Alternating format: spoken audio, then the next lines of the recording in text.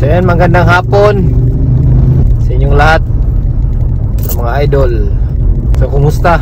Papunta na ako ngayon sa rally natin para sa ngayong araw na ito dito sa Barangay Maa ng Talomo District. So dito tayo sa Escoda Gym ngayon ng Gem Village. So medyo maulan ngayon, makulimlim yung panahon, buong araw makulimlim. So hopefully mag-cooperate yung panahon, yung weather natin para ngayong hapon na ito. So kumusta? Wala pa tayong masyadong rescue na tawag ngayon kasi yun nga, medyo maulan. So pag-usapan naman natin yung behavior ng ahas kapag depende sa weather system natin. Pag ganito, o maulan, maambon, buong araw, walang init, talagang pinipilit ng mga ahas magpahinga kasi hindi angkop yung malamig na panahon sa kanila tawan, kaya pinipili nila na maging static. So ibig sabihin ng static, nakaposisyon lang sa isang lugar ang isang tao in a limited time. Mainit naman yung panahon or lumabas na yung haring araw natin, gagalaw na yan sila kasi kailangan nilang mag-basking. So basking yung tawag kapag nagbibilad sa araw, kasi kailangan nila para makondisyon yung katawan nila para meron silang kakayahan. So yung warmth ng araw, yun yung nagbibigay sa kanila ang kondisyon sa kanilang digestive tract or yung kanilang metabolism para ma-entice silang maghanap ng pagkain. So kaya usually yung ahas talagang active kapag mainit. Ngayon wala masyadong tawag, siguro malaki ding factor yung weather system natin ngayong araw na ito. So ito yung araw mga ito, kita nyo.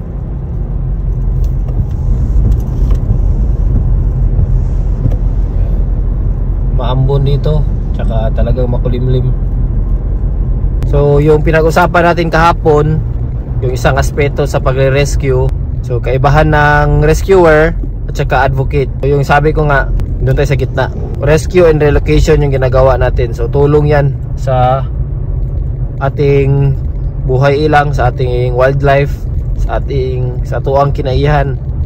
So hindi pwedeng rescue then ikukulong mo, hindi din pwedeng rescue papatayin mo, hindi din pwedeng rescue at ibibenta mo. So yun yung gusto kong i-ano sa inyo, i-tackle sa inyo ngayon, na meron ding mga rescuer din pala na nagkukunwari na talagang gusto nilang ma-rescue yung ahas, pero meron pala silang hidden agenda, yung self-interest nila sa illegal trading ng wildlife.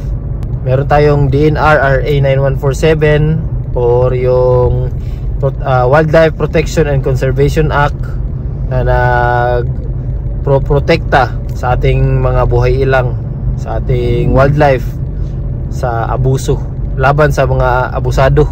So meron ding mga rescuer na ganyan, kaya tayong tatawagin na mga rescuer, sana yung patawagan natin is talagang totohanan yung kanyang rescue.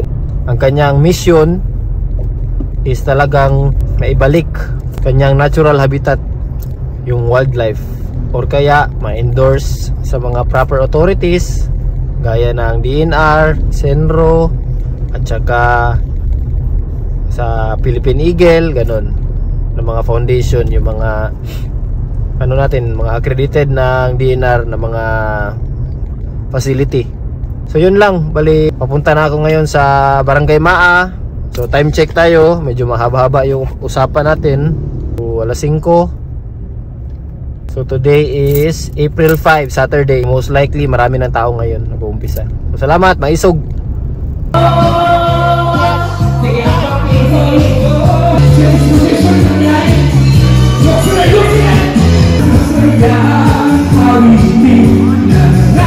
Nakita niya ang mga likod, pasailoan ng mga likod. Gusto na pumuntungan ng palapakan sa Barangay Barangay Maa! Every answer tinatala natin mga nasuportaan din ng mga kandidat. Pagdula, dagang tayong salamat na kasilingalan mga friends. Tago, Diyo. O, tas what? Supporter, si Councilor Bombs Militar! Natutupad. Oo. Makinig na lang, you. Si Councilor Attorney J. Wheelchair Unite Jr. Elevator ba? Masyadong siya gumagawas na lang lagi. Lebrano!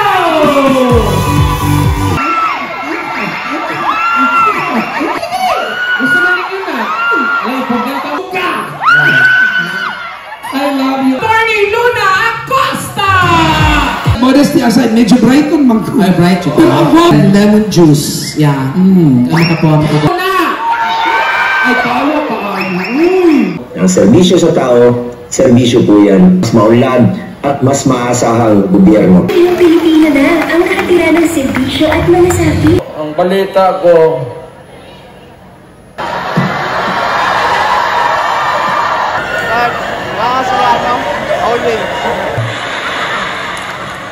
pinatay niya kasi.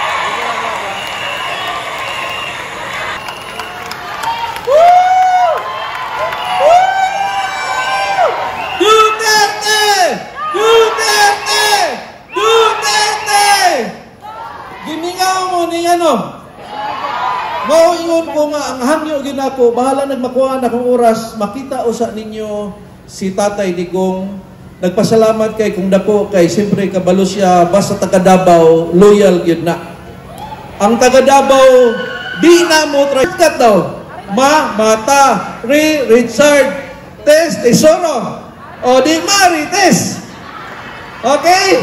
So, kita ba practice na? Marites! Marites! Marites! Okay.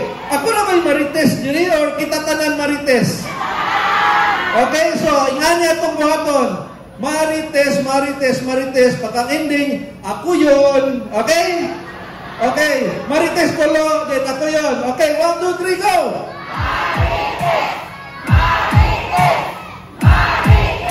Ako yun. Okay, so, kitang tanan Marites. Paunsa mo ko, makadaog, ang Marites na ibahala. Health ang akong focus. Gusto na ko kaning bilyon-bilyon nga ayuda.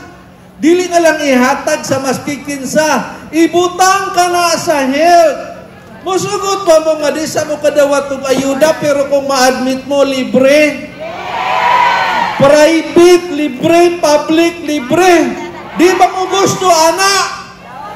Maghimo ko signature campaign, magpapirma ko kaninyo.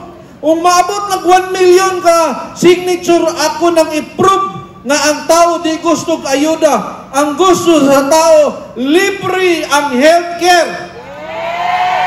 Mauna ang number 1 ako, aside pa ana sa autism, aside pa ana, hate na ko ang online sugal. And siyempre, before ko mahuman, gusto na ko i-promote kaninyo ang Duterte, number 1, Bondok, number 2, Bato, number 2, Bongo, Hinlo, Lambino, Marcoleta, Kibuloy, Rodriguez, Salvador, Ogway, Lain, si Mata, Doc Marites!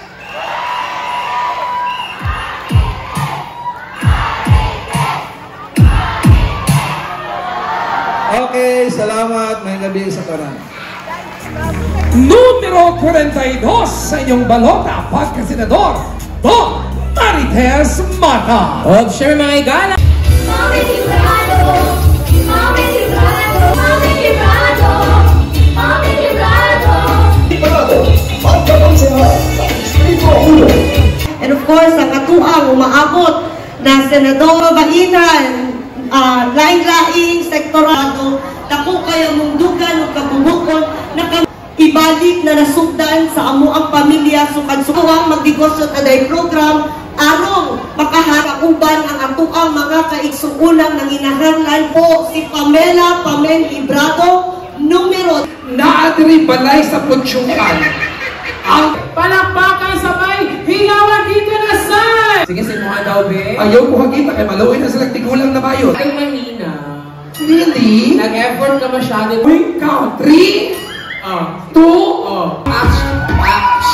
actually, effort na kinigawan. 4! Sige, anin na lang. One, naging sila? One, murag ka ng kalagi. Hala, kagabi naman.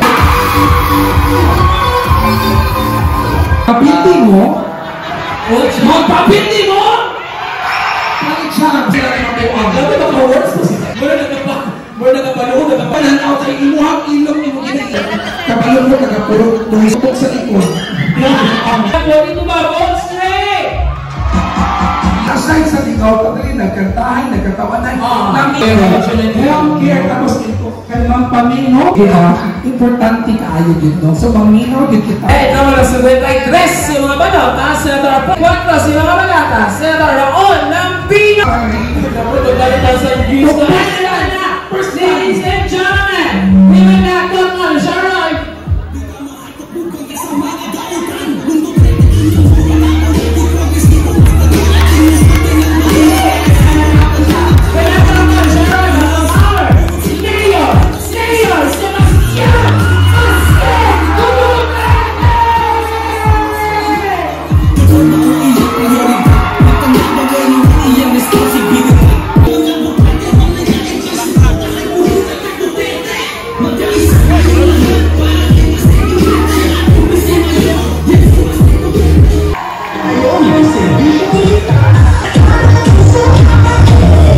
Maglibog gihapon mo kay murag technical na maghihapon pa IT gihapon gobyerno. For example, mato mo sa isa ka government agency. Karon para magundok pila mo dire. Nya pangugjeep adto na bumulid to. Nya pila na bumulid to karon unified access. Actually kana na ingana, pero kita na ang Davao City nagbuhat og unified access. Or madayod ang serbisyo militar. Daghang salamat militar. O para ingana.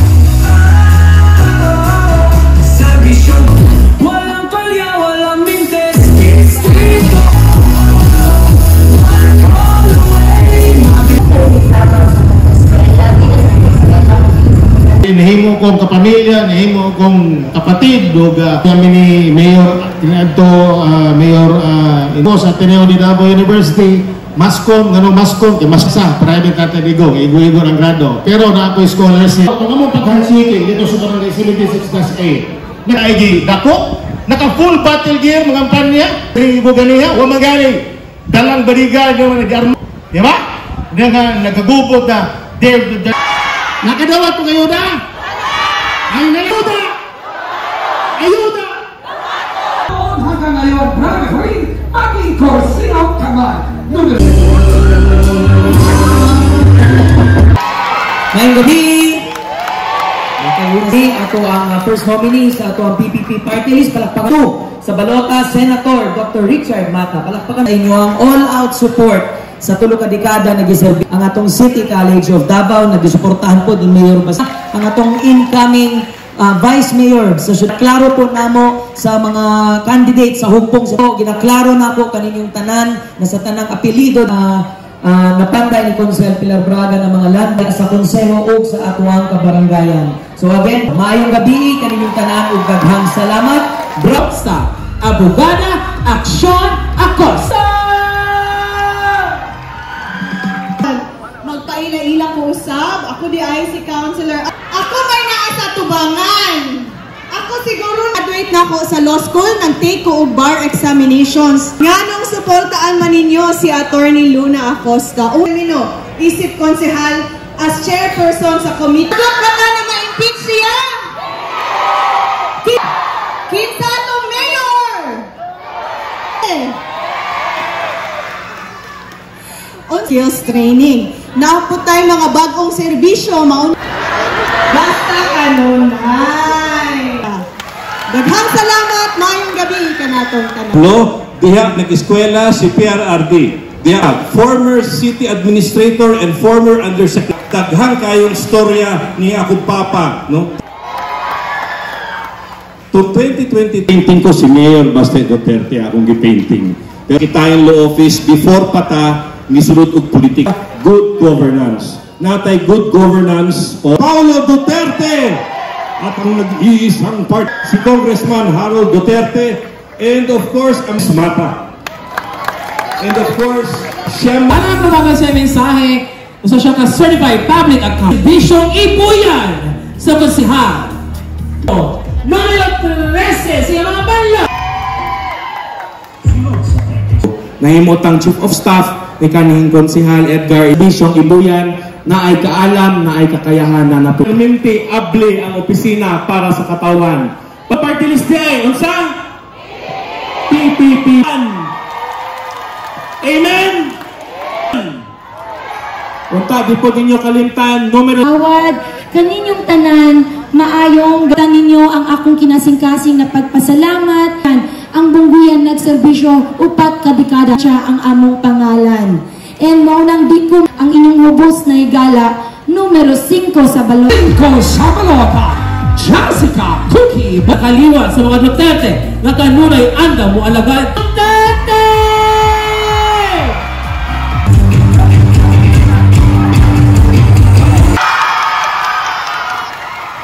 Mayong gabi mata sa atong mga kapitan, sa mga kapit, sa inyo ang tanan.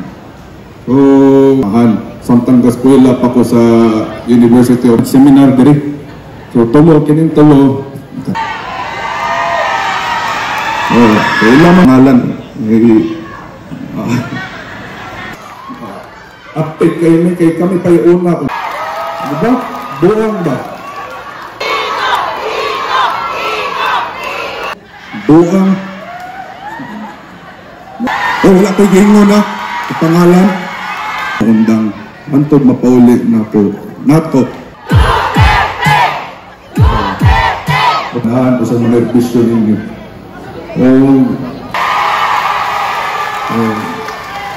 Sayaw sa mga higala numero 10 yung mga ang tunay na nabawan yung party list na ginawa na Hisgot o gamay, pahinga ni PPP. Kanina na picture, katong kami ni Tatay Digong, dito siyang paning party list. Nangayon dito o bendisyon. Itong makabot ang usa ka progresibo ug manambuon na syudad sa Davao.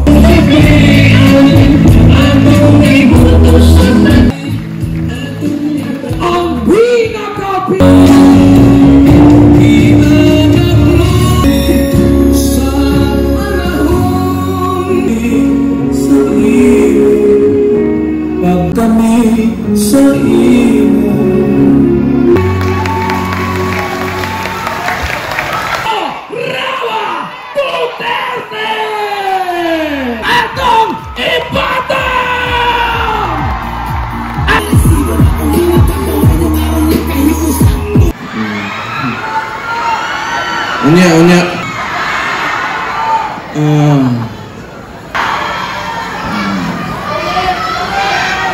Gusto lang ko mahibaw mo nga ug ang kaso ray gud ning atong kinsa tong tao nga mosukol. Pero kasab Tone og si Rodi Duterte nga dungan ninyong hukong sa Tawang Lungsod naara na dire magpapili. Unya panahon nga nakatungtong na may dere mo'y gibuhat po namo. Unitim nangilad ra din yung mga scammer na sa ilang giskwelahan para manulte gyud kung unsay sakyan. Ako ni Buni Militar na maayo kayo nga konsehal. Para asa na yung mga kamot. Sige nagkuot sa inyong ang iyahang kuan don ang mga trabaho sa buhat yun nila ilang trabaho yun sigurado ko pagani ko na mag-istorya diba kaila ko sa batasan ako aman na ipag-umanggon baligyan niya kaya ako aman kong basiging nun pabor-pabor ta diri ba niya tanan ipakita yun unsay kaya na mong buhat pwede nilang bitbiton para mabudgetan maalok naanan na makita ninyo sa inyong mga mata so mali. Buhat rin ako kong trabaho, akong obligasyon sa mga tao. Sabi kayo, kung kamo nakailas ako igsoon na mayor manager. Bitaw, last year bago suko na yung kay ko, kay... siya. Bangagod. Besag lang sa bangagod. Mauna sila, salamat kayo sa inyong tanan. May gabiin ninyo, mabuhay ang Davao City. Thank you kayo. Sama-sama higala numero 3 yung mga balota pagka-busy mayor Sebastian Baste Duterte.